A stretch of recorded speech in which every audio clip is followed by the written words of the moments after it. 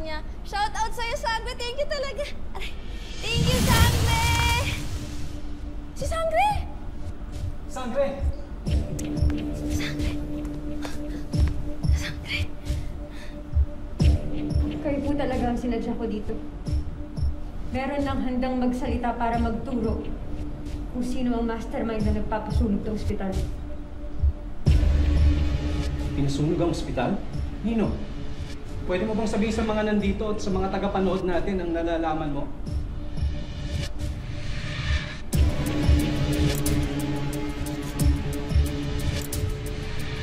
Sa mga mamamayan ng Distrito 6 at ng buong El Toro, ang nagpasunog ng ospital ay walang iba kundi si Governor Emil Salvador.